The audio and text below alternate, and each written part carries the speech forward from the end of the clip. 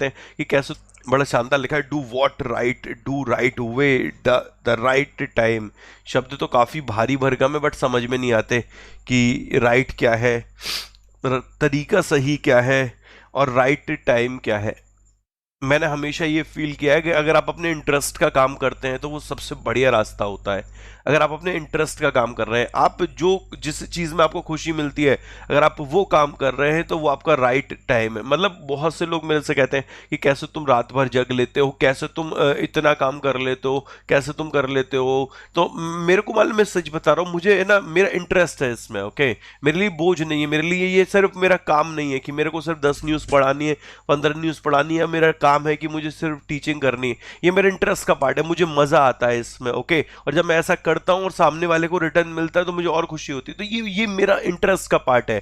Okay, जब आप अपने इंटरेस्ट के पार्ट में कहीं ना कहीं इन्वॉल्व होते हैं या उस दिशा में काम करते हैं जहां पर आपका इंटरेस्ट है, डेफिनेटली चीजें आपके लिए राइट होती हैं। तो डू व्हाट राइट मतलब होता है डू व्हाट जो आपका इंटरेस्ट का पार्ट है, रादर देन कि माँ ने कहा बेटा ये बन जा तो वो बनने चले गए, माँ ने कहा बेटा या पापा ने कहा बेटा ये बन जा या बेटी ये बन जा तो हम वो करने लग गए। नहीं, आपका जिसमें इंटरेस्ट है वो करिए, क्योंकि आप दूसरों के इंटरेस्ट पर शायद उतनी दूर जा सकते हैं जितना वो सोच रहे हैं, लेकिन अपने इंटरेस्ट पर आप शायद, मुझे नहीं लगता कि कोई लिमिट भी है, आप कितना भी दूर जा सकते हैं। और इसी का रिजल्ट होता है द राइट वे।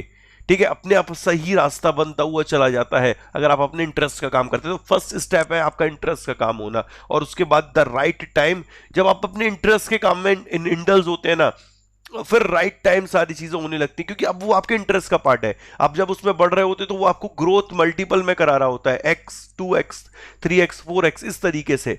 तो ये थॉट जरा अपने दिमाग में रखिए और चीजों को कहां से पकड़ना है उसको समझिए, अपने इंटरेस्ट के पार्ट पे काम करिए। ओके, खुश होकर काम करिए, वो ज्यादा बेहतर होगा। Okay, so good morning good morning good morning good morning सभी को, सत श्री अकाल, जय श्री राधे मेरे भाई। कल वीकली एमसीक्यू हुआ था हम लोगों का, 2 पार्ट में कराया था। अराउंड 85 एमसीक्यूज मैंने वन लाइनर कराए थे, करीब 10 के लमसम मैंने स्टेटमेंट बेस्ड क्वेश्चन कराए होंगे। तो वो पीडीएफ देख लेना, उससे पढ़ लेना। 4 दिसंबर को आर्मी डे, 15 जैन को एयरफोर्स डे, 8 अक्टूबर को सीआरपीएफ का रेजिंग डे, 27 जुलाई, सीआईएसएफ का रेजिंग डे 10 मार्च, एनएसजी का रेजिंग डे 16 अक्टूबर, आईटीबीपी का 24 अक्टूबर। ओके, और बीएसएफ 1 दिसंबर और बॉर्डर रोड ऑर्गेनाइजेशन 7 मई को ऑब्जर्व किया जाता है। क्लियर भाई, इतना सभी के क्लियर है? ये सारी की सारी लिस्ट कंप्लीट करनी। नेवी चीफ का नाम है करमवीर सिंह, आर्मी चीफ है मनोज मुकुंद नरवाना साहब, air force chief Rakesh Kumar Singh Bhadauria, CRPF के कुलदीप सिंह है, सीआईएसएफ सुबोध कुमार जायसवाल, और ये सीबीआई हेड है मेरे भाई, सुबोध कुमार जायसवाल सीबीआई हेड भी।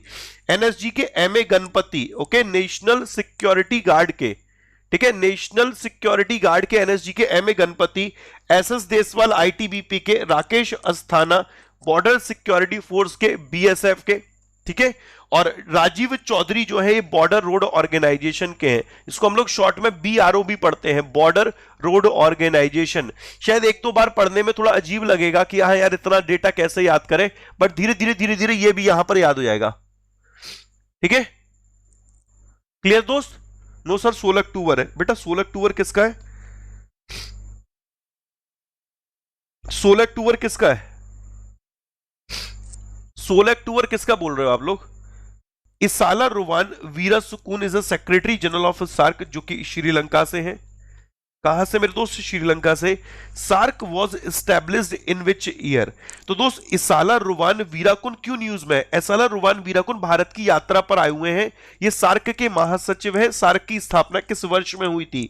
सार्क की स्थापना हुई थी 8 दिसंबर 1985 को। 8 दिसंबर 1985 को south Asian Association for Regional cooperation की स्थापना की गई थी। और सार्क का हेडक्वार्टर नेपाल के काठमांडू में है, यह भी हम लोगों ने कल पढ़ लिया था। नेपाल के काठमांडू में SAARC, South Asian Association for Regional Cooperation, इसका मुख्यालय है। 8 देश इसके सदस्य हैं और इसकी स्थापना इस डेट पर हुई थी।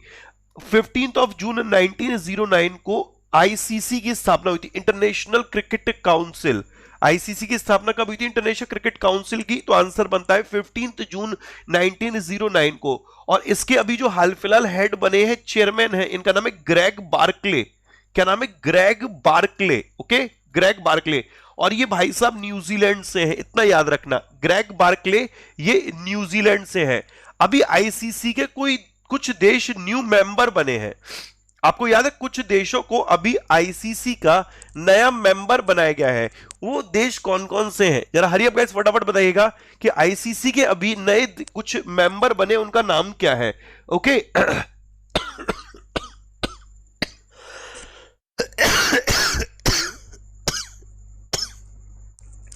हे प्रभु, United Nation Human Right Council, इसकी स्थापना हुई थी 15 मार्च 2006 को। क्यों न्यूज में रहा था? असल में इसकी जो हेड बनी है नई, इनका नाम है नजहत समीम, नाम याद रखना है। 15 मार्च 2006 को United Nation Human Right council की स्थापना हुई, इसकी हेड का नाम है नजहत समीम। 8 दिसंबर 1985 को सार्क की स्थापना हुई, उसके हेड इंडिया में विजिट पे हैं। 15 जून 1909 को आईसीसी की स्थापना हुई थी और इसके हेड ग्रेग बार्कले हैं। स्विट्जरलैंड, मंगोलिया, वेल डन मेरे दोस्त, 3 देश थे जो कि इसके मेंबर बने हैं आईसीसी के नए। एक तो स्विट्जरलैंड है, एक मंगोलिया है और तीसरा ताजिकिस्तान है। यही तो हम लोगों ने पढ़े थे, Switzerland, Mongolia, Tajikistan new member of ICC के नए मेंबर चुने गए। 1 जनवरी 1995 को डब्ल्यूटीओ वर्ल्ड ट्रेड ऑर्गेनाइजेशन की स्थापना हुई थी 1 जनवरी 1995 को। और इसके जो नए हेड बने, इनका नाम है नगोजी ओकोंजा। ये नए हैं, ये देखना किसी न किसी एग्जाम में पूछे जरूर जाएंगे। नगोजी ओकोंजा एबेला, ठीक है, नगोजी ओकोंजा एबेला, ये हो गए। 23 जून 1894 अभी ओलंपिक खत्म हुआ है, तो ऐसे में आईओसी अपने लिए इंपॉर्टेंट बनता है। इंटरनेशनल ओलंपिक कमेटी की स्थापना हुई थी 23 जून 1894 को और इसका मुख्यालय लॉजेन स्विट्जरलैंड में है। कहां पर? लॉजेन स्विट्जरलैंड, ठीक है, लॉजेन स्विट्जरलैंड में इसका मुख्यालय हो गया। और इसके जो भी हेड भी बने हैं, मतलब जो प्रेसिडेंट बने हैं फिर दोबारा से चुने गए, इनका नाम है थॉमस बैक। थोड़ा कंटेंट हैवी जा रहा होगा बट यार दोस्त सारा का सारा करंट से रिलेटेड है ये। थॉमस बैक को भी हेड बनाया गया है, क्लियर। नेक्स्ट देखो, which state government to provide free treatment to COVID-19 patient under out of pocket treatment scheme। तो out of pocket treatment scheme के तहत कौन सी राज्य सरकार है जो कि कोविड पेशेंट को हेल्प करेगी मेरे दोस्त? तो आंसर बनता है यहां तो बहुत सिंपल है भाई, कल भी हम लोगों ने पढ़ा था, मेघालय। ओके, ये कौन सा है? मेघालय स्टेट के द्वारा से योजना को लॉन्च किया गया। महाराष्ट्र की कुछ याद आ रही है? महिला समृद्धि योजना, ओके, महासमृद्धि महिला सशक्तिकरण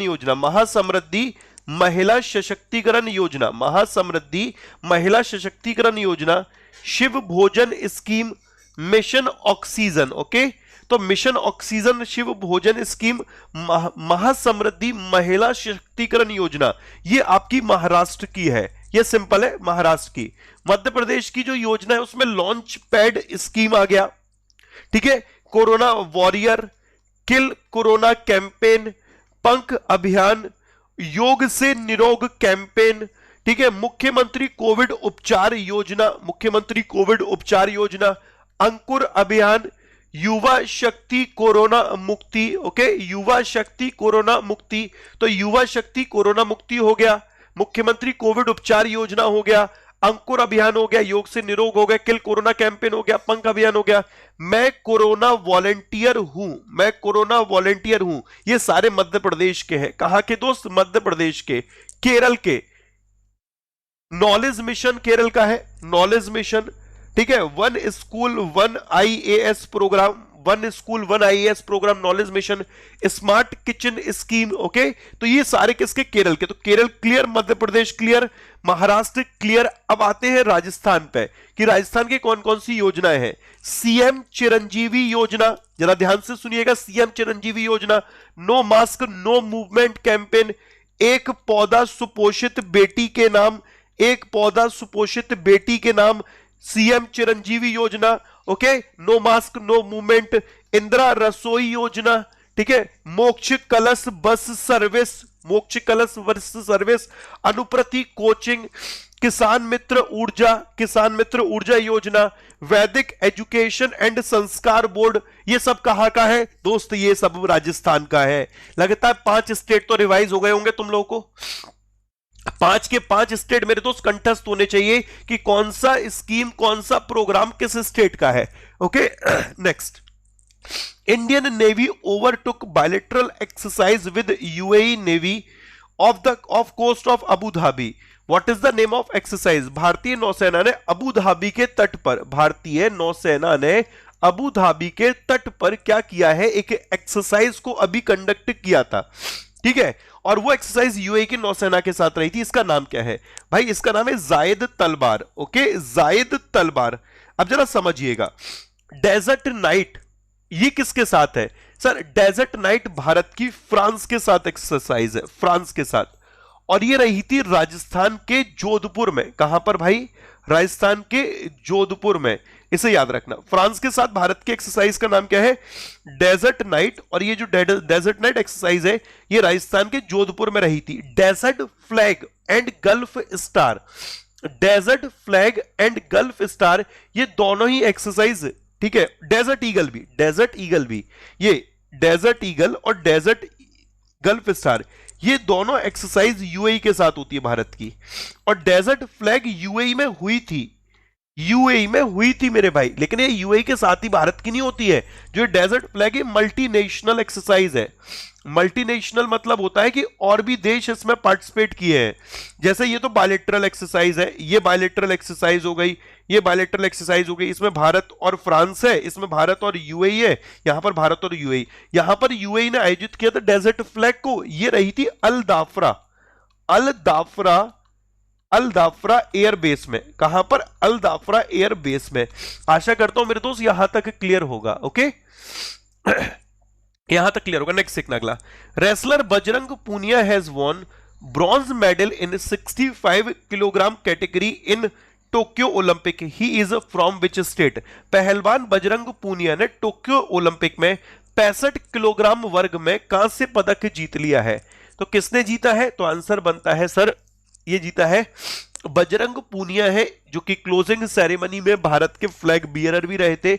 और इन्हें 65 केजी वर्ग में, ठीक है, 65 केजी वर्ग में भारत के लिए ब्रॉन्ज मेडल अपने नाम कर लिया है। ये तो सिंपल था, इसमें दिमाग लगाने की बिल्कुल भी जरूरत नहीं है कि भाई क्या कैसे, ये तो आप लोग इजीली बता भी सकते थे। आंसर यहां पर बनेगा, ये भाई साहब कहां से? हरियाणा से हैं। अब जरा एक एक करके इन स्टेट को समझ लेते हैं। इन स्टेट में हम लोगों, मैंने जो यहां पर मार्क किया है ना, वो इस ऑर्डर में किया है कि कौन सा स्टेट किस में टॉप पर चल रहा है। जैसे कि हरियाणा की बात करते हैं, ये जीएसटी जो कोविड रिलीफ मटेरियल है, ध्यान से सुनेगा, कोविड रिलेटेड डोनेशन है, कोविड रिलेटेड डोनेशन है, नॉट मटेरियल। जो कोविड रिलेटेड डोनेशन है उस पर जीएसटी को रिम्बर्स करने के मामले में फर्स्ट स्टेट कौन सा है? तो it is Haryana. Okay, first state कौन सा है दोस्त? हरियाणा। दूसरा, राजस्थान की बात करते हैं। राजस्थान ब्लैक फंगस को एपिडेमिक या यूं कहे मेरे दोस्त महामारी घोषित करने वाला फर्स्ट स्टेट कौन सा? राजस्थान वो स्टेट है जिसने कि अपने यहां पर सभी लोगों को free health insurance facility available कराई है। फ्री हेल्थ इंश्योरेंस फैसिलिटी सभी नागरिकों को अवेलेबल कराने वाला पहला स्टेट कौन सा है? राजस्थान। ओके, राजस्थान। वेस्ट बंगाल अभी न्यूज में क्यों रहा था? असल में हुआ क्या है कि अभी एक डेटा आया था स्मॉल सेविंग स्कीम को लेकर, कि स्मॉल सेविंग स्कीम के मामले में कलेक्शन में टॉप पर कौन सा स्टेट है? तो दोस्त इट इज वेस्ट बंगाल। पहले नंबर पे वेस्ट बंगाल है कि स्मॉल सेविंग स्कीम के मामले में, कलेक्शन करने के मामले में जो लीडर स्टेट है इट इज वेस्ट बंगाल। फिर दूसरे नंबर पे उत्तर प्रदेश रहा, तीसरे नंबर पे दोस्त महाराष्ट्र रहा है, तीसरे पे महाराष्ट्र रहा था। तो वेस्ट बंगाल क्लियर हो गया, राजस्थान क्लियर हो गया, हरियाणा क्लियर हो गया। उत्तर प्रदेश, प्रधानमंत्री स्वनिधि योजना, स्ट्रीट वेंडर आत्मनिर्भर निधि योजना, प्रधानमंत्री किसान योजना, ठीक है, प्रधानमंत्री किसान योजना में टॉप पर उत्तर प्रदेश, प्रधानमंत्री स्वनिधि योजना में भी टॉप पर कौन चल रहा है? उत्तर प्रदेश। उत्तर प्रदेश से टॉप पर चल रहा है। असल में अभी एक और चीज रही थी, smart city award, smart smart smart smart state award भी कह सकते हैं हम लोग यहां पर, या स्मार्ट सिटी अवार्ड रहे थे, स्मार्ट सिटी अवार्ड। और स्मार्ट सिटी अवार्ड में बेस्ट स्टेट रहा था उत्तर प्रदेश, ठीक है। बेस्ट स्टेट कौन सा था मेरे भाई? उत्तर प्रदेश। लेकिन अगर झारखंड की बात करते, ये किसमें टॉप पर था? असल में स्मार्ट सिटी प्रोजेक्ट, अगर ये वर्ड आता है कि स्मार्ट सिटी प्रोजेक्ट के इंप्लीमेंटेशन में पहला स्टेट कौन सा है, तो झारखंड है, ठीक है। झारखंड पहले नंबर पर रहा था, दूसरे नंबर पर राजस्थान रहा था स्मार्ट सिटी प्रोजेक्ट के इंप्लीमेंटेशन में।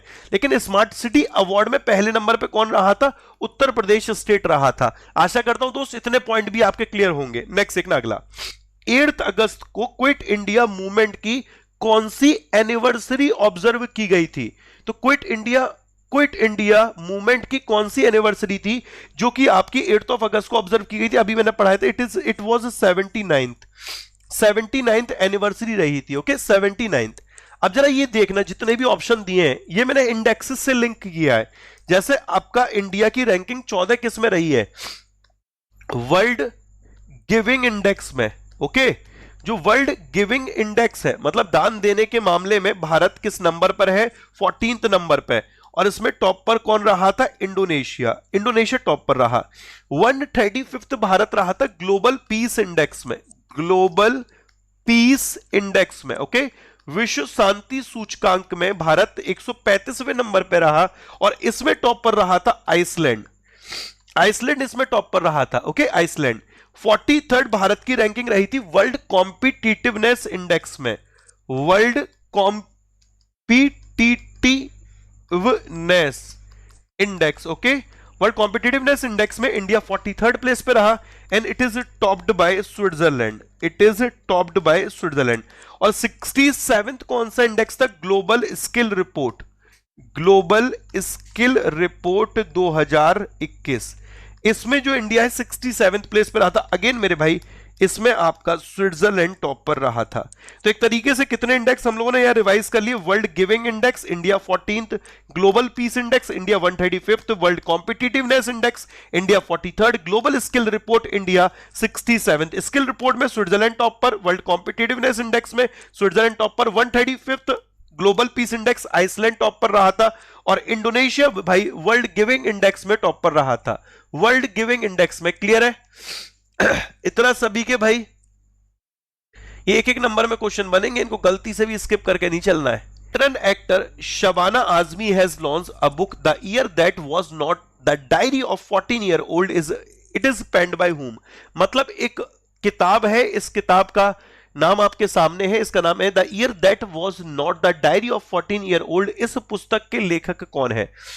बहुत सिंपल सा सवाल है, इस पुस्तक के लेखक का नाम क्या है? तो भाई दोस्त आंसर बनता है ऑप्शन नंबर 4, बृषा जैन के द्वारा इस किताब को लिखा गया है, बृषा जैन के द्वारा। अब यहां पर एक नाम है संजय गुब्बी का, इन्होंने किताब लिखी है लेपर्ड के ऊपर।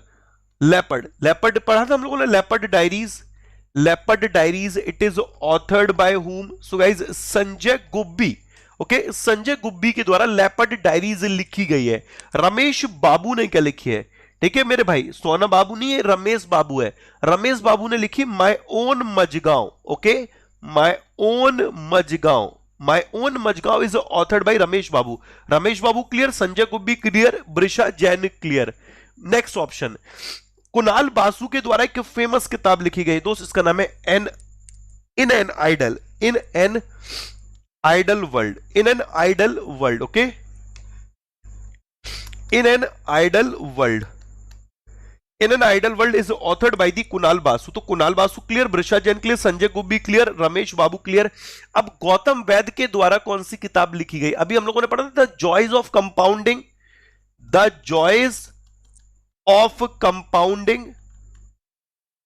Okay the joys of compounding it is authored by Gautam Vaid. तो एक बार किताब देख ले सारी की सारी, ठीक है। Ramesh Babu my own Mazagaon, Sanjay Gubbi leopard diary, okay, और Kunal Basu in an ideal world, Brisha Jain the year that was not the diary of 14-year-old, और गौतम वैद ने लिखी है यहां पर the joys of compounding, okay. Next अगला सवाल, नेक्स्ट देखिएगा। टोक्यो ओलंपिक इंडिया के जो जेवलिन थ्रो स्टार है नीरज चोपड़ा, इन्होंने इतिहास रच दिया, फर्स्ट एवर गोल्ड मेडल जीत के ओलंपिक ट्रैक और फील्ड इवेंट में। True true. सूबेदार, ये सूबेदार है नीरज चोपड़ा, इंडियन ट्रैक और फील्ड एथलीट है, जूनियर कमीशन ऑफिसर भी है इंडियन आर्मी में। ओके, और नीरज चोपड़ा खांडरा विलेज से, हरियाणा के पानीपत से, तो ये भी ट्रू है। तीसरा, ये दूसरे सेकंड पर्सन है आफ्टर अभिनव बिंद्रा जिन्होंने भारत के लिए गोल्ड मेडल जीता है किसी इंडिविजुअल गेम में। इनका जो थ्रो रहा था इट वाज 87.58 मीटर, ठीक है। सेकंड अटेम्प्ट में इन्होंने 87.58 मीटर का थ्रो किया, जिसके साथ गोल्ड मेडल इनके नाम रहा था, ठीक है। तो अपने तीनों स्टेटमेंट यहां पर ट्रू बनेंगे, तीनों के तीनों स्टेटमेंट ट्रू बनेंगे, all are true. Next question, फिर इसके बाद बढ़ेंगे आज की न्यूज की तरफ। इंडिया ने अभी जॉनसन एंड जॉनसन की जो सिंगल डोज कोविड 19 वैक्सीन है उसके इमरजेंसी यूज को ऑथोराइज कर दिया। अब सिंगल डोज मतलब क्या है?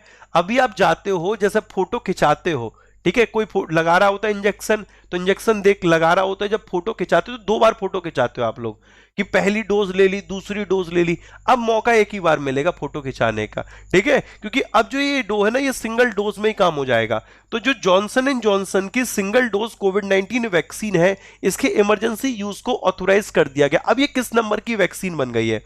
अभी तक भारत में J&J से पहले जो 4 अदर कोविड 19 शॉट हैं जो अप्रूव किए गए, वो किसका है? तो भारत बायोटेक का Covaxin, Serum Institute of India का Covishield, Russian made Sputnik V and Moderna vaccine. Okay, तो ये टोटल मिलाकर 4 है। कौन कौन सा? भारत बायोटेक का Covaxin, Serum Institute of India का कोविशील्ड, रशिया का स्पुतनिक वी है, और मॉडर्ना वैक्सीन कहाँ का है? Moderna vaccine. तो ये 4 तो अप्रूव कर दी गई। अब J&J की वैक्सीन, ठीक है, जॉनसन एंड जॉनसन की भी अप्रूव कर दी गई है। क्लियर भाई? क्लियर है? बात करना है यार, किससे बात करनी है? घर वालों को लग रहा होगा कि बेटे पढ़ रहे हैं, यहां पर आपस में बतरा रहे हैं। आगे बढ़ते हैं।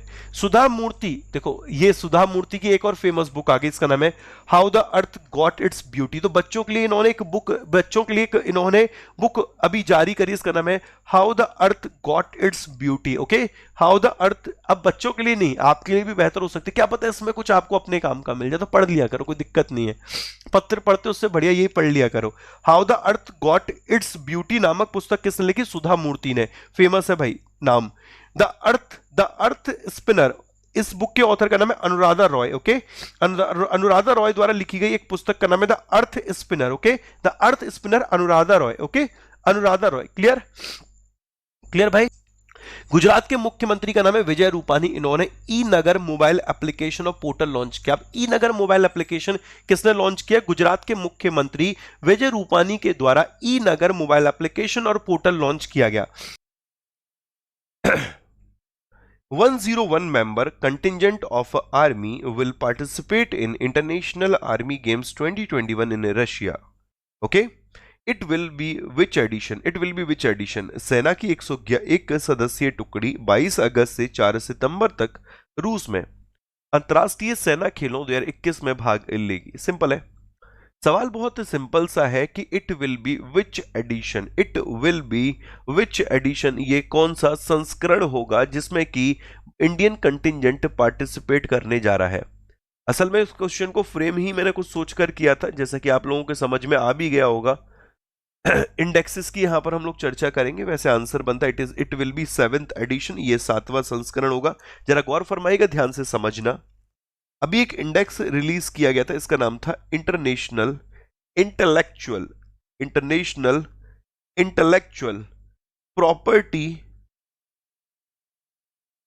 Index. Okay, international intellectual property index, जिसको आप लोग शॉर्ट में आईपी भी बोलते हैं, और इसका 9th एडिशन जारी किया गया था, जिसमें इंडिया 40th प्लेस पे रहा था एंड टॉप्ड बाय यूएसए, जिसको यूएसए ने टॉप किया था। ओके, 139 एक इंडेक्स पड़ा था United nation world happiness report 2021, United nation world happiness report 2021, और इस इंडेक्स में 2021 में जिस इंडिया का जो रैंक था इट वाज 139, 139वां। और दोस्तों इसको टॉप किसने किया था? सर फिनलैंड ने इसको टॉप किया था, 139। 53rd डेमोक्रेसी इंडेक्स हम लोगों ने पढ़ा था 2020, डेमोक्रेसी इंडेक्स, और 2020 डेमोक्रेसी इंडेक्स में India was ranked 53rd। India 53rd place पे रहा था एंड टॉप्ड बाय नॉर्वे ने टॉप किया था। यहां तक सिंपल है, दिमाग नहीं लगाना, सारी चीजें क्लियर है। 19th, अभी हाल फिलहाल मैं हैनले पासपोर्ट की वेबसाइट पे गया था, हैनले के, तो उसमें जो अपडेटेड मेरे को पासपोर्ट में भारत की रैंकिंग दिखी, it was 90th, okay, 90। Henle passport index, okay, Henle passport index 2021, इसमें इंडिया 90वें स्थान पर, 90th प्लेस पे, एंड टॉप्ड बाय जापान। इसको टॉप किसने किया है? जापान के द्वारा इस इंडेक्स को टॉप किया गया है। क्लियर? अब देखिए नॉर्वे ने किस इंडेक्स में टॉप किया है? नॉर्वे ने, सर नॉर्वे ने अभी डेमोक्रेसी इंडेक्स में टॉप किया है। नॉर्वे से ही लिंक कर रहा हूं, एक इंडेक्स हम लोगों ने और पढ़ा था जिसमें नॉर्वे ने टॉप किया था, it was world press freedom index. थोड़ा भी याद आ रहा हूं, world press freedom index, world press freedom index, जिसमें नॉर्वे ने टॉप किया और इंडिया की रैंकिंग रही थी 142, 142वें नंबर पर इंडिया रहा था, जिसमें नॉर्वे ने टॉप किया था। क्लियर है गाइस? सिंपल है। इसके अलावा और कौन सा इंडेक्स हम लोग देख सकते हैं? हाँ, फिनलैंड वाला देख सकते हैं। एक अभी रहा था गुड गवर्नमेंट इंडेक्स, गुड, ये एग्जाम का क्वेश्चन बन भी गया रिसेंट के डेज में, गुड गवर्नमेंट इंडेक्स। इस गुड गवर्नमेंट इंडेक्स में फिनलैंड ने टॉप किया था, ओके, टॉप्ड बाय फिनलैंड, और इंडिया वाज रैंक्ड 49। भारत इसमें 49वें नंबर पे रहा था, 49th प्लेस पे रहा था। आशा करता हूं मेरे भाई यहां तक सारी चीजें बेहतर तरीके से क्लियर होकर चल रही होंगी। इंडिया की रैंक क्या है, ओवरऑल टॉप पर कौन है, ये सारी चीजें। नेक्स्ट देखना, who has authored the book how the earth got beauty. एक पुस्तक का नाम है how the earth got the beauty. इस पुस्तक के लेखक कौन है? प्लीज गाइज कमेंट बॉक्स में आंसर करेगा। फटाफट बताइए।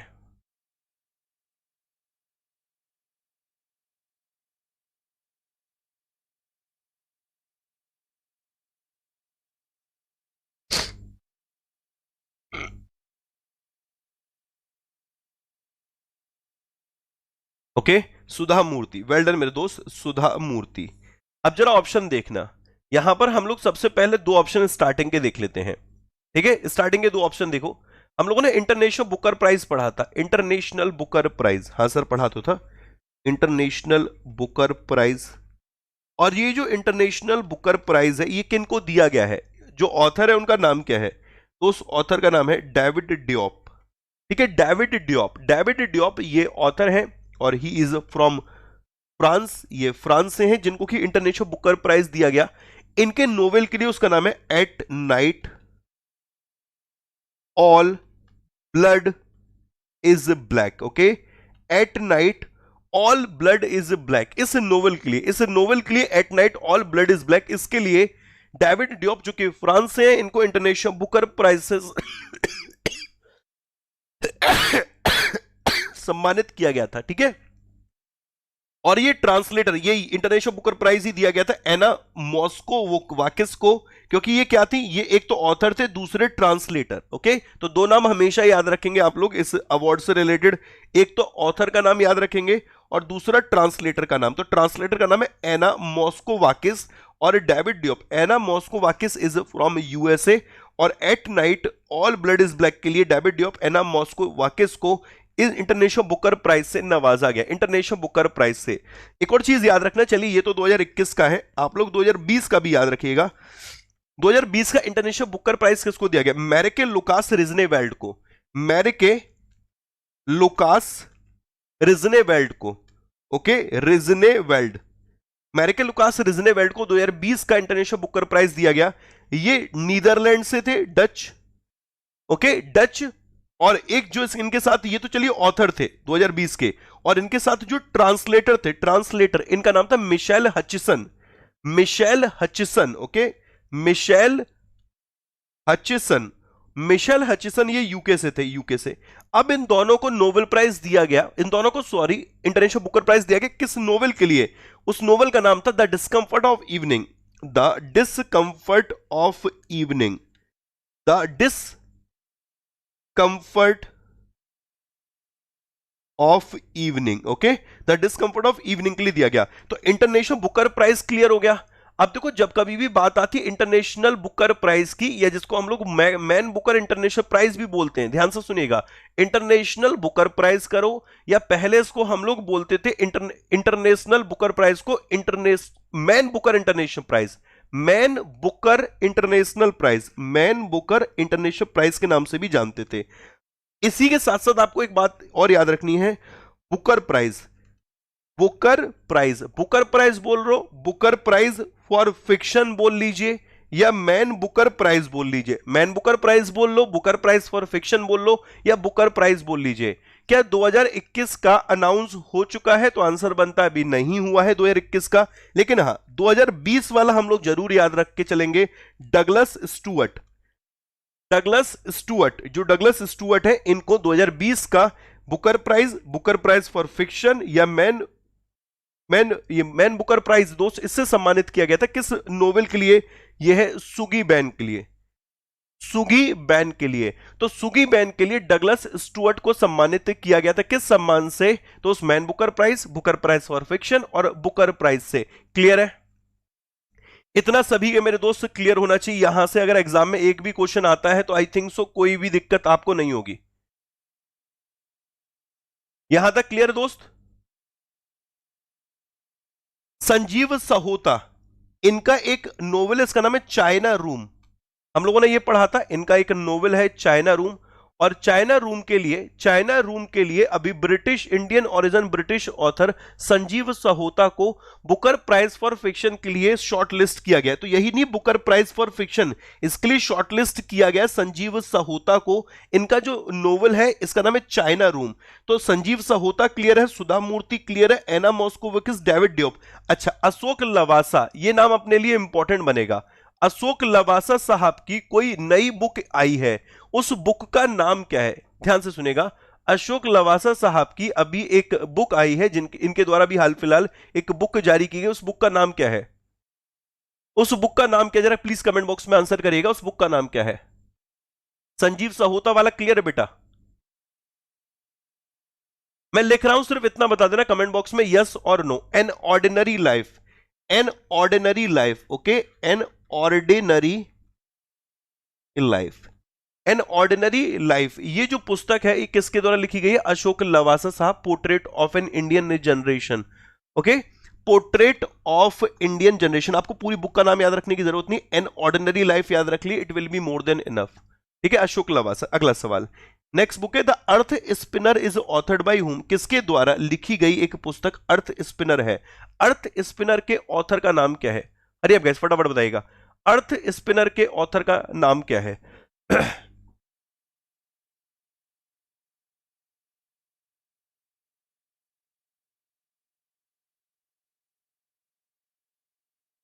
अर्थ स्पिनर के ऑथर,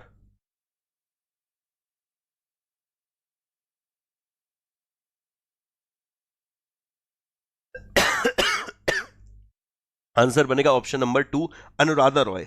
अच्छा, जीएस इफ्तिकार, इनके द्वारा एक किताब लिखी गई थी अभी हाल फिलहाल, जैम ऑफ डेक्कन, याद आ रहा है? Urdu poet, Urdu poets and writers, Urdu poets and writers, jam of Deccan, इसके ऑथर का नाम क्या है मेरे दोस्त? JS Iftikhar, okay, JS Iftikhar. अब जरा ऑप्शन में देखिएगा, विमल जलान साहब के द्वारा एक किताब लिखी गई, विमल जलान, इन्होंने एक नई बुक रिलीज करी है, इस बुक के ऑथर, मतलब इनके द्वारा जो बुक रिलीज की गई उसका नाम क्या है? फटाफट बताइए मेरे दोस्त, इनके द्वारा एक बुक रिलीज की गई, इसका नाम क्या है? Well done, the India story, the India story, Vimal Jalan, the India story. ये किताब का आप लोग नाम याद रख के चलेंगे। जो आरबीआई के फॉर्मर आरबीआई गवर्नर विमल जलान साहब हैं, उनकी एक नई बुक आई है द इंडिया स्टोरी, बस ये नाम याद रखना है। ये जितनी भी बुक लिख रहा हूं ना किसी एग्जाम में उठाकर देख लेना, डेफिनेटली मेरे दोस्त आपको देखने को मिलेगी। ओके, एक बुक को और जारी किया गया था, यहां पर भी आरबीआई की बात हुई थी, सीके गरियाली साहब, सीके गरियाली साहब की भी एक बुक रिलीज की गई थी, Bank with a Soul, Bank with a Soul, याद आ रहा? Bank with a Soul, Bank with a Soul, लिखने को लिख कर ले आऊं, ठीक है, लेकिन थोड़ा तुम लोग भी साथ दो तो दोस्त बहुत बेहतर कर सकते हैं सेशन को। विमल जलान की है The India Story, C K Garyali की है Bank with Soul, Anuradha Roy की है the earth Spinner, The earth Spinner. Okay, और दोस्त ये जो सुधांशु मित्तल हैं, इन्होंने भी एक किताब लिखी थी, कोई किताब है आरएसएस की, ठीक है, सुधांशु मित्तल के द्वारा लिखी गई, और उसका अभी हाल फिलहाल शायद संस्कृत में लॉन्च किया गया या उसको चाइना में लॉन्च किया गया है, उल्टा बोल रहा हूं मैं, चाइना में शायद उसको लॉन्च किया गया, इन चाइनीज लॉन्च किया गया है। मतलब एक बुक है जो आरएसएस के ऊपर है, उस राष्ट्रीय स्वयं सेवक संघ के ऊपर है, उस बुक का नाम है आरएसएस बिल्डिंग इंडिया थ्रू सेवा, आरएसएस बिल्डिंग इंडिया थ्रू सेवा, बिल्डिंग इंडिया थ्रू सेवा। ओके, थ्रू सेवा। इस पुस्तक के लेखक का नाम क्या? सुधांशु मित्तल। क्लियर है दोस्त? अभी 6 सवाल हुए हैं, लेकिन हम लोगों ने 6 सवालों से मैक्सिमम कवर कर लिया है। ठीक है, नेक्स्ट आगे बढ़ते हैं दोस्त। World line day is observe on which day? किस दिन को हम लोग प्रत्येक वर्ष वर्ल्ड लाइन डे के रूप में ऑब्जर्व करते हैं? वर्ल्ड लाइन डे प्रत्येक वर्ष किस दिन ऑब्जर्व किया जाता है? यह क्वेश्चन अपने लिए इंपॉर्टेंट बनेगा भाई।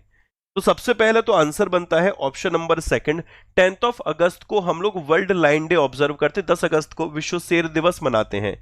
ठीक है, अच्छा एक और पॉइंट, 9 अगस्त को कौन सा डे मनाया जाता है? 9 अगस्त को sir Nagasaki day, Nagasaki day. ठीक है, नागासाकी डे। इसी दिन आता है world tribal day, indigenous people day, world tribal day. Okay, विश्व आदिवासी दिवस कहो या विश्व के स्वदेशी लोगों का अंतर्राष्ट्रीय दिवस कहो, दोनों ही आपका 9 अगस्त को आता है, नागासाकी डे भी और वर्ल्ड ट्राइबल डे भी। ओके, 8 अगस्त को, 8 अगस्त है यहां पर, 8 अगस्त, चलिए हम लोग लिख लेते हैं, 8 अगस्त को भी एक डे आता है। असल में 8 अगस्त को क्विट इंडिया मूवमेंट की, भारत छोड़ो आंदोलन की, क्विट इंडिया मूवमेंट की इस वर्ष 79th एनिवर्सरी मनाई गई है।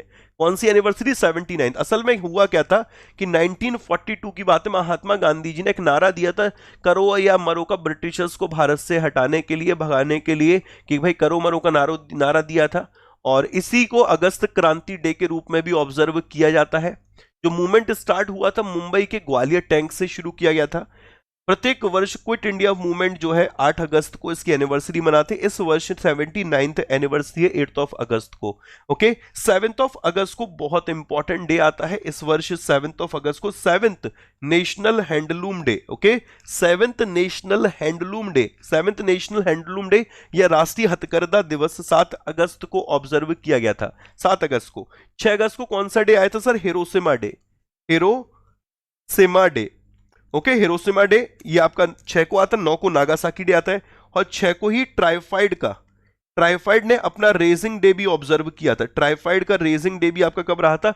6 अगस्त को। याद होगा 6 अगस्त को एक्चुअल में हुआ क्या था कि 6 अगस्त को और 9 अगस्त को 2 दिन यूएस ने न्यूक्लियर बॉम्ब फेंके थे, और जो 6 अगस्त को बॉम्ब फेंका गया था वो लिटिल बॉय था, ये नाम याद रखेंगे, और 9 अगस्त को जो बॉम्ब फेंका गया था वो फैटमैन था। लिटिल बॉय फैटमैन, ये एग्जामिनर नाम पूछ ही सकता है। 6 अगस्त 1945 की बात है, यूएसबी 29 वॉरप्लेन था, ठीक है, जिसको इनोला गे नाम दिया गया था। ओके, उसने एक बॉम्बिंग जो की थी, उसमें एक लिटिल बॉय नामक एक बॉम्ब भी था जो कि हिरोशिमा शहर पे गिराया गया था, इसलिए हिरोशिमा डे रहता है 6 अगस्त को। 9 अगस्त को यूएस ने फिर दोबारा एक और बॉम्ब ड्रॉप किया था, वो फैटमैन था, वो नागासाकी शहर पे गिराया गया था, इसलिए 9 अगस्त को नागासाकी डे के रूप में ऑब्जर्व करते हैं। ठीक है, हिरोशिमा डे, नागासाकी डे क्यों मनाते हैं, सारी चीजें क्लियर है। 1 अगस्त को आता है मुस्लिम वीमेन राइट डे, मुस्लिम महिलाओं के अधिकार के दिवस को, मुस्लिम महिलाओं के अधिकार को दिवस को 1 अगस्त को ऑब्जर्व किया जाता है। ठीक है भाई, ठीक है। अब देखना अगला क्वेश्चन, वर्ल्ड बायोफ्यूल डे प्रत्येक वर्ष हम लोग कब ऑब्जर्व करते हैं? वर्ल्ड बायोफ्यूल डे प्रत्येक वर्ष कब ऑब्जर्व किया जाता है? सिंपल है भाई, वर्ल्ड बायोफ्यूल डे आपका प्रत्येक वर्ष 10 अगस्त को ऑब्जर्व करते हैं। अब जरा ऑप्शन देखना, 26 जुलाई, 27 जुलाई, 28 जुलाई, 29 जुलाई। असल में 26 जुलाई को कौन सा डे रहता है? कारगिल विजय दिवस। ओके, कारगिल विजय दिवस ये आपका प्रत्येक वर्ष 26 जुलाई को ऑब्जर्व किया जाता है, कारगिल विजय दिवस। क्लियर है ना? 27 जुलाई को सीआरपीएफ का रेजिंग डे, सीआरपीएफ का रेजिंग डे, रेजिंग डे ये आपका कब रहा? 27 जुलाई को, 27 27 जुलाई को। 28 जुलाई को रहा था world nature conservation day, world nature conservation day. Okay, world nature conservation day बोलिए, विश्व प्रकृति संरक्षण दिवस बोलिए 28 जुलाई को। इसी दिन एक और डे रहा था, world hepatitis day, world hepatitis day. Okay, ये 28 जुलाई को रहा world hepatitis day, world nature conservation day. और 29 जुलाई को रहा था international tiger day. Okay, global tiger day बोलिए, इंटरनेशनल टाइगर डे बोलिए 29 जुलाई को। तो 28 जुलाई, 29 जुलाई, 27 जुलाई, 26 जुलाई। आई होप सो मेरे भाई 8 क्वेश्चन हम लोग पढ़ चुके हैं, बट 8 क्वेश्चन से अगर मैं 5 का भी मल्टीप्लाई कर लूं तो 40 नहीं होंगे। वर्ल्ड बैंक, आईएमएफ वाली, एडीबी वाली न्यूज उठा लो तो 50 क्वेश्चन का रिवीजन कर चुके हैं। नेक्स्ट आगे बढ़ते हैं। Which state has launch E Nagar mobile application and portal? किस स्टेट ने E Nagar mobile application and portal launch किया है? ध्यान से सुनिएगा, किस स्टेट के द्वारा एक पोर्टल लॉन्च किया गया है, E Nagar mobile application portal? So answer बनता है गुजरात। असल में बच्चे का एक मैसेज आया कि सर जो ये साउथ के स्टेट है ना, इसके नेशनल पार्क हम लोगों को याद नहीं होते हैं, तो बेटा एक बार उनका रिवीजन कर लेते हैं जो नेशनल पार्क इन स्टेट में है। सबसे पहले तो गुजरात पे आ जाते हैं। गुजरात में कौन कौन से हैं? गिर फॉरेस्ट, ठीक है, ब्लैक बक, मरीन और वंसदा। जिस तरीके से मैं याद कर रहा हूं उसी फ्लो में आप लोग याद करेंगे। गिर फॉरेस्ट, ब्लैक बक, मरीन और वंसदा, ये आपके नेशनल पार्क्स गुजरात में है। गुजरात में। कर्नाटक में कौन सा? अंसी, बंदीपुर, बनरघट्टा, कुदेरमुख, नागरहोल। अंसी, बंदीपुर, बनरघट्टा, अंसी, बंदीपुर, बनरघट्टा, कुदेरमुख, कुदेरमुख, कुदेरमुख, नागरहोल, ये आपके कर्नाटक में हो गए। ओके, तेलंगाना में कौन सा नेशनल पार्क है? तेलंगाना में 3 नेशनल पार्क आपके तेलंगाना राज्य में स्थित है। कौन कौन से? कासु ब्रह्मानंदा रेड्डी, महावीर हरीना वनस्ली और मृगवानी। कासु ब्रह्मानंदा रेड्डी, महावीर हरीना वनस्ली और मृगवानी, ये नेशनल पार्क आपके तेलंगाना में स्थित हो गए। केरल में कौन कौन सा है मेरे भाई? केरल से पहले तमिलनाडु पे आते हैं। गुंडी नेशनल पार्क, गुंडी, फिर इसके बाद अन्नामलाई, मुदुमलाई, याद आ रहा मलाई मेरे भाई, मुदुमलाई, अन्नामलाई, गुंडी national park, Mudumalai, Anamalai. Gulf of Mannar marine national park, gulf of Mannar marine national park हो गया, ठीक है। इसके अलावा मुखुर्ती, पलानी हिल्स, ये आपके कहां पर हैं दोस्तों? तमिलनाडु में। ये 1 नंबर में पक्का है, सिर्फ एक बार का इन्वेस्टमेंट है, एक बार का इन्वेस्टमेंट। ओके, तो दोस्त कर्नाटक में अंसी, बंदीपुर, बनरघट्टा, कुदेरमुख, गुजरात में गिर फॉरेस्ट, ब्लैक बक, मरीन और बंसदा, तेलंगाना में कासु ब्रह्मानंदा रेड्डी, महावीर हनीना मरसली, मरगवानी, तमिलनाडु में Guindy, Mudumalai, Anamalai, gulf of Mannar marine national park, Mukurthi national park और Palani hills national park. Okay, Mukurthi national park और पलानी नेशनल पार्क यहां पर हो गया। अब बात करते केरल, लास्ट थोड़ा केरल का टिपिकल पड़ जाता है। केरल का देखो, शोला गिरा दो, अनामुदी शोला, पंपादम शोला, मत्थिकेतन शोला, तो ये 3 हो गए। अनामुदी शोला, मत्थिकेतन शोला, पंपादम शोला। फिर इराविकुलम, पेरियार और साइलेंट वैली। सिंपल है भाई, अनामुदी शोला, पंपादम शोला, मत्थिकेतन शोला, इराविकुलम, पेरियार, साइलेंट वैली, ये नेशनल पार्क आपके केरल राज्य में स्थित है। ओके, नेक्स्ट नेक्स्ट मेरे दोस्त, अभी हाल फिलहाल इंडियन नेवी का एक शिप है Khanjar, become the first Indian navy ship to call at heritage coastal port of Gopalpur. भारतीय नौसेना का जहाज खंजर गोपालपुर के विरासत तटीय बंदरगाह पर कॉल करने वाला पहला भारतीय नौसेना जहाज बन गया। यह किस राज्य में है? तो दोस्त इट इज इन उड़ीसा। यह आपका किस राज्य में है? उड़ीसा स्टेट में है। उड़ीसा के कौन कौन से नेशनल पार्क हैं? Bhitarkanika, Similipal, Nandankanan zoological national park. Bhitarkanika, Similipal, Nandankanan zoological national park. Okay, Andhra Pradesh के 2 फेमस हैं, पापीकोंडा, श्री वेंकटेश्वरा। पापीकोंडा, श्री वेंकटेश्वरा, ये नेशनल पार्क आंध्र प्रदेश के हो गए। उड़ीसा के Bhitarkanika, Similipal, Nandankanan zoological national park. Goa में Bhagwan Mahavir Mollem national park, Bhagwan Mahavir Mollem national park. Okay, ये गोवा में हो गया। महाराष्ट्र में कौन कौन से नेशनल पार्क है? महाराष्ट्र सर, चंदौली, गुगामल, नवेगांव, तडोवा। चंदौली, गुगामल, नवेगांव, तडोवा। ओके, चंदौली, गुगामल, नवेगांव, तडोवा, ये आपके महाराष्ट्र में हो गए। वेस्ट बंगाल में गोरुमारा, ठीक है, बक्सा, न्यूरा वैली, सिंगलीला, जल्दापाड़ा, सुंदरवन। ये तो फ्लो में याद है यार दोस्त सभी को, जो रेगुलर स्टूडेंट है ना उन सभी को तो ये सारे के सारे फ्लो में याद होंगे कि कौन कौन से नेशनल पार्क्स किस स्टेट में। तो हम लोगों ने 10 स्टेट रिवाइज कर लिए आज। कल आपने यूएसए 113 मेडल बोला था, तो बेटा अब फिर दोबारा 113 ही तो बोल दिया। गलती हो गई, माफ कर दो। बताओ क्या करूं, अब कुर्सी से कूद जाऊं तभी मानोगे क्या? Ministry of culture has decided to set up Indian institute of heritage at Noida Gautam Buddh Nagar. ये न्यूज अपने लिए इंपॉर्टेंट बन गई है कि जो कल्चर मिनिस्ट्री है, कल्चर मिनिस्ट्री का क्या कहना है। तो भाई साहब कल्चर मिनिस्ट्री का ये कहना है कि हम अब हाथ पे हाथ रखे नहीं बैठेंगे, ओहो, अब हम काम करेंगे। ओहो, काम कैसे कर रहे हैं? इन्होंने कहा इंडियन इंस्टीट्यूट ऑफ हेरिटेज बनाएंगे। भैया बना दो। तो इंडियन इंस्टीट्यूट ऑफ हेरिटेज कहां पर बनाया जाएगा, ये अपने लिए इंपॉर्टेंट बनेगा। तो दोस्त उत्तर प्रदेश के गौतम बुद्ध नगर में, नोएडा में इसको बनाया जाएगा। अब कल्चर मिनिस्ट्री की बात हुई तो कल्चर मिनिस्टर का नाम भी इंपॉर्टेंट बनेगा। कल्चर मिनिस्टर के साथ साथ टूरिज्म मिनिस्टर, क्योंकि ये एक ही व्यक्ति हैं, और डोनर मिनिस्टर ये भी एक ही व्यक्ति हैं। तो दोस्त यहां पर समझना, ठीक है, culture minister, tourism minister, minister of donor, development of north east region, ये तीनों मिनिस्टर एक ही हैं। इनका नाम है जी किशन रेड्डी, जी किशन रेड्डी। ओके, जी किशन रेड्डी। और ये कहां से सांसद हैं? तेलंगाना के सिकंदराबाद से, तेलंगाना के सिकंदराबाद से, ठीक है, तेलंगाना के सिकंदराबाद से ये सांसद हैं। ठीक है, नेक्स्ट आगे बढ़। United nation world happiness report, इसमें इंडिया 139th प्लेस पे रहा। United nation world happiness report, India की रैंकिंग रही थी 139, 139वें नंबर पे इंडिया रहा था। एक इंडेक्स और अभी हाल फिलहाल जारी किया गया था, renewable energy country attractiveness index, renewable energy country attractiveness index. Okay, और इसमें इंडिया तीसरे नंबर पे आ गया है। Renewable energy country attractiveness index में इंडिया किस नंबर पे आ गया? तीसरे नंबर पे आ गया, तीसरे स्थान पर आ गया है। एक इंडेक्स और अभी जारी किया गया था, इंक्लूसिव इंटरनेट इंडेक्स, इसमें इंडिया कौन से नंबर था? 49वें नंबर पे रहा, 49th प्लेस पे रहा था India. World press freedom index में, world press freedom index, India 142nd place पे 142वें स्थान पर रहा था। ओके, एक इंडेक्स अभी एनर्जी ट्रांजिशन इंडेक्स था, energy transition index, India 87th place पे। एनर्जी ट्रांजिशन इंडेक्स किस नंबर पे? 87th प्लेस पे इंडिया रहा था। एक था good government index, okay, good government, जिसका नाम था Chandler good government index, India 49th place पे आ गया, 49th प्लेस पे। Okay, global gender gap report में, global gender gap report, India 140वें नंबर पे रहा है। ग्लोबल जेंडर गैप रिपोर्ट कहिए, जेंडर गैप इंडेक्स कहिए, इंडिया 40वें नंबर पे।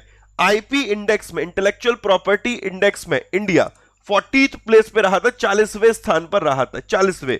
ठीक है, ग्लोबल क्लाइमेट रिस्क इंडेक्स में, global climate risk index, India 7th place पे क्लाइमेट रिस्क इंडेक्स में।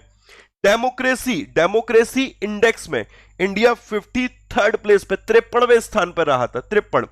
कोरोना वायरस परफॉर्मेंस इंडेक्स में India 86th, corona virus performance index, India किस नंबर पे था बेटा भाई? 86th नंबर पे रहा था, 86वें नंबर पे इंडिया की रैंकिंग रही थी। क्लियर है भाई इतना सभी के? ओके, सस्टेनेबल डेवलपमेंट इंडेक्स में, एसडीजी या सस्टेनेबल डेवलपमेंट इंडेक्स, इसमें इंडिया 117वें से 120वें नंबर पे आ गया, sustainable development index. Global peace index 135th, okay, सारा का सारा रिवाइज हो गया होगा। Global peace index, world competitiveness index, India 43rd place पे, 43वें नंबर पे रहा था कॉम्पिटिटिवनेस।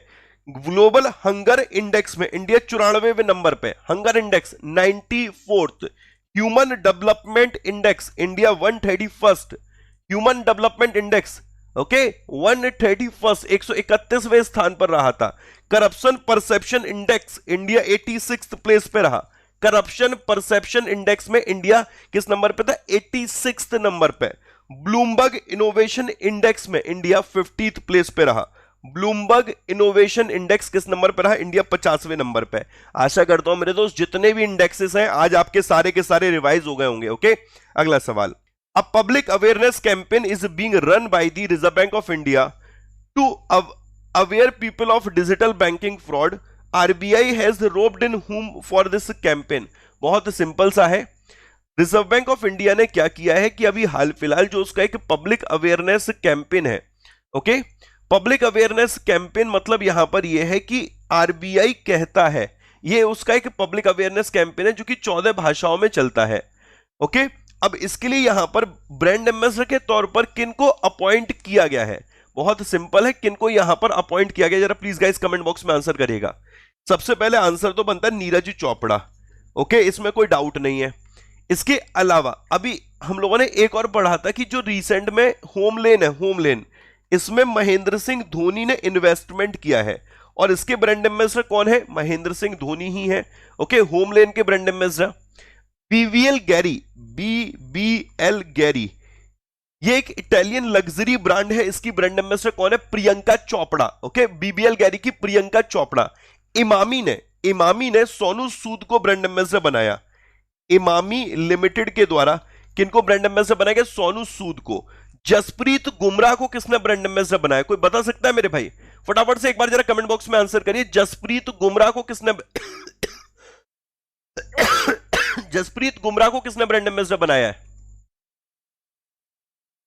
ओके, आप लोग मोबाइल फोन यूज करते हो बेटा, जिसका नाम है वन प्लस, इसके ब्रांड एम्बेसडर कौन बने? जसप्रीत बुमराह, इसी ही के ब्रांड एम्बेसडर बनाए गए। इसके अलावा अभी हाल फिलहाल युवराज सिंह को प्यूमा ने ब्रांड एम्बेसडर बनाया, प्यूमा मोटर स्पोर्ट्स ने। ओके, प्यूमा मोटर स्पोर्ट्स के ब्रांड एम्बेसडर कौन है दोस्त? यही बने युवराज सिंह। अक्षय कुमार को अभी माई लैब फाउंडेशन, माई लैब डिस्कवरी ने, या यू कहे माई लैब, याद कर लो कि माई लैब के द्वारा किनको ब्रांड एम्बेसडर बनाया गया, तो ये अक्षय कुमार है।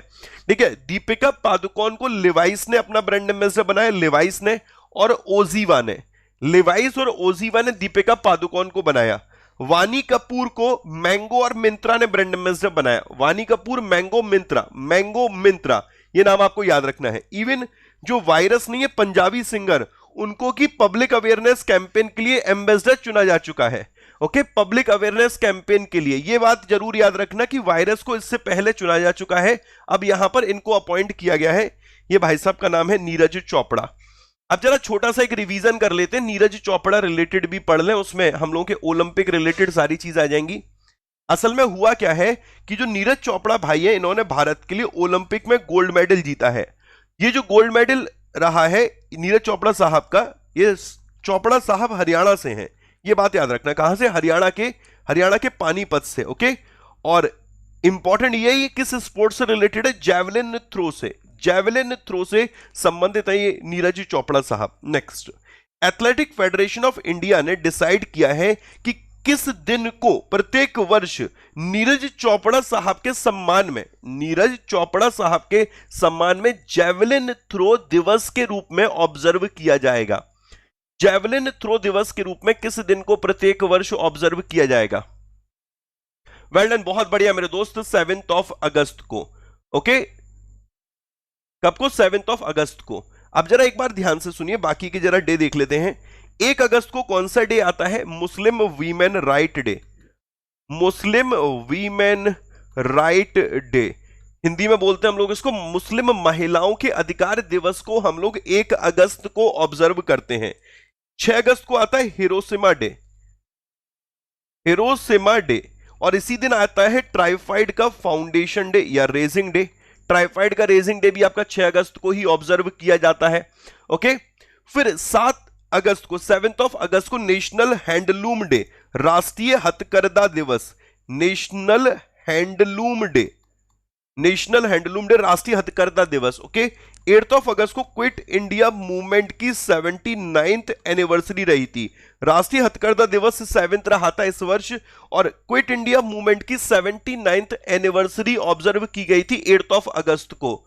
8 अगस्त को, 9 अगस्त को एक और डे आता है, 9 अगस्त और लिख लेना, नागासाकी डे और world tribal day. Nagasaki day मतलब नागासाकी जो शहर है जिसपे बॉम्बिंग की गई थी, तो नागासाकी डे 9 को, हिरोशिमा डे 6 को, और 9 को ना एक वर्ल्ड ट्राइबल डे भी आता है जिसको आप लोग इंडिजिनियस पीपल डे भी बोलते हो, इंडिजिनियस पीपल डे। 10 अगस्त को वर्ल्ड एलिफेंट डे, सॉरी 10 अगस्त को वर्ल्ड लायन डे। ओके, विश्व शेर दिवस और वर्ल्ड बायोफ्यूल डे। ओके, विश्व जैव ईंधन दिवस, वर्ल्ड बायोफ्यूल डे और वर्ल्ड लायन डे, ये प्रत्येक वर्ष आपका 10 अगस्त को ऑब्जर्व किया जाता है। नेक्स्ट आगे बढ़ेंगे, अगला मेरे भाई। World elephant day is observe on which day? किस दिन को हम लोग वर्ल्ड एलिफेंट डे के रूप में ऑब्जर्व करते हैं? विश्व हाथी दिवस प्रत्येक वर्ष किस दिन ऑब्जर्व किया जाता है?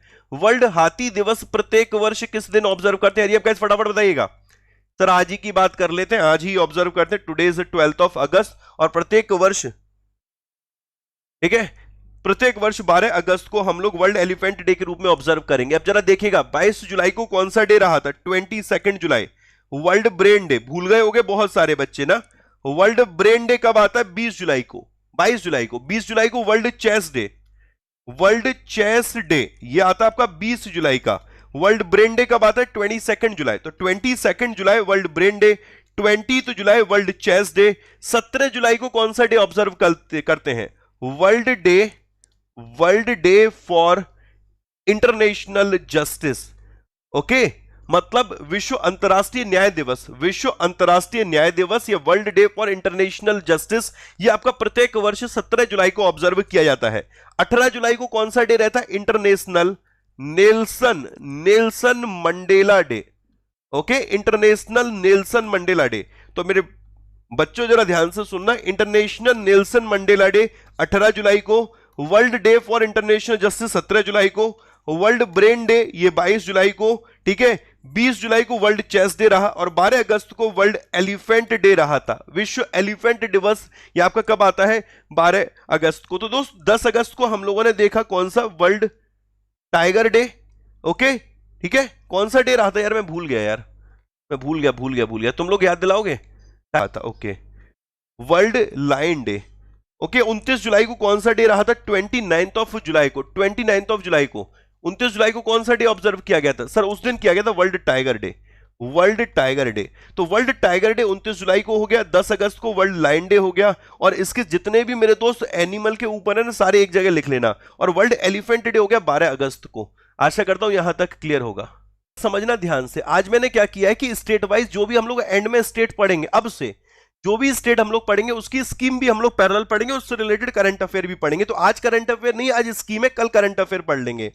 Jagananna Vasathi Deevena zero interest crop loan scheme, Pedalandariki Illu scheme, Rythu Bharosa, Matsyakara Bharosa, pension Kanuka, Jagannath Thodu scheme, Cheyutha, ये सारी स्कीम किसकी? आंध्र प्रदेश की। तो आंध्र प्रदेश की स्कीम कौन कौन सी? Jagananna Vasathi Deevena, zero interest crop loan scheme, Pedalandariki Illu, Rythu Bharosa, Matsyakara Bharosa, pension Kanuka, Jagannath Thodu scheme, Cheyutha, ये सारी की सारी आपकी आंध्र प्रदेश की योजनाएं हैं।